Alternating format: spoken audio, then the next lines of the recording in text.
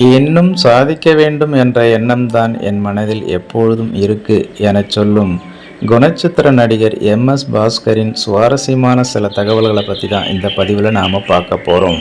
அதை பார்க்குறதுக்கு முன்னாடி நீங்கள் இன்னும் நம்முடைய சேனலுக்கு சப்ஸ்கிரைப் பண்ணலைன்னா உடனே ஒரு லைக் போட்டு சப்ஸ்கிரைப் பண்ணி சப்போர்ட் பண்ணுங்கள். வாங்க பதிவிற்குள் போகலாம். தமிழ் சினிமாவில் மிக முக்கிய குணச்சித்திர நடிகர்களுள் ஒருவராக இருப்பவர்தான் நடிகர் எம்.எஸ். பாஸ்கர். 1987ஆம் ஆண்டு திருமதி ஒரு வெகுமதி திரைப்படத்தில் சிறிய வேடத்தில் நடித்ததன் மூலமாக சினிமாவில் அறிமுகமானவர். இவர் டப்பிங் கலைஞராகவும் பணியாற்றியுள்ளார். சின்ன பாப்பா, பெரிய பாப்பா, அரசி, செல்வி போன்ற சின்ன திரை தொடர்களில் நடித்ததன் மூலம் பிரபலமானவர். சின்ன பாப்பா பெரிய பாப்பா தொடரில் பட்டாபி என்ற கதாபாத்திரத்தில் நடித்து மக்கள் அவரை பட்டாபி என்றே அழைக்க ஆரம்பித்தனர். அந்த அளவிற்கு அந்த கதாபாத்திரத்தில் ஒன்றிணைந்து நடித்திருப்பார். அதனைத் தொடர்ந்து பல திரைப்படங்களில் குணச்சித்திர வேடங்களில் நடித்திருக்கிறார் நடிகர் எம்.எஸ். பாஸ்கர்.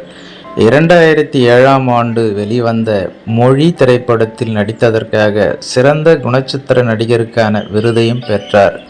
அடுத்ததாக 2017ஆம் ஆண்டு வெளியான 8 தோட்டாக்கள் படத்தில் நடித்ததற்காக சிறந்த துணை நடிகருக்கான விருதை பெற்றார்.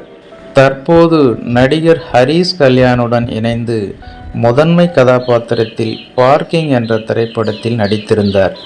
அந்த திரைப்படம் நல்ல விமர்சனங்களை பெற்று நடிகர் எம்.எஸ். பாஸ்கர் அவர்களுக்கு அவரது நடிப்பிற்காக நல்ல பெயரையும் பாராட்டையும் பெற்று தந்தது.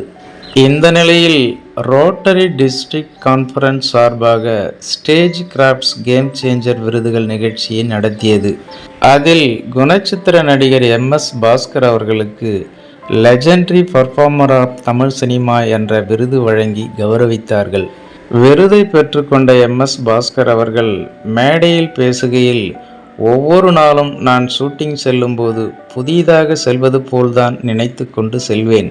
ஒவ்வொரு படத்திலும் நான் நடித்து முடித்த பின்பு படத்தில் என் நடிப்பை பார்க்கும் பொழுது இன்னும் சிறப்பாக நடித்திருக்கலாமே என்று நினைப்பேனே தவிர எனக்கு திருப்தி என்று ஒன்று வந்ததே இல்லை. அதேபோல் இன்னும் சாதிக்க வேண்டும் என்ற எண்ணம்தான் என் மனதில் எப்போதும் இருக்கும்.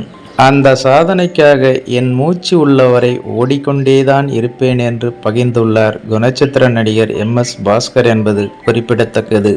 ஓகே ஃப்ரெண்ட்ஸ், குணச்சித்திர நடிகர் எம்.எஸ். பாஸ்கர் அவர்களின் இந்த ஒரு சுவாரஸ்யமான தகவல் உங்களுக்கு பிடித்திருக்கும் என நம்புகிறேன். மேலும் இது போன்ற வேறொரு சுவாரஸ்யமான தகவலுடன் சந்திக்கலாம். அதுவரை உங்களிடமிருந்து விடைபெறுவது I'm C Elango. Thanks for வாட்சிங். See you later. Bye bye.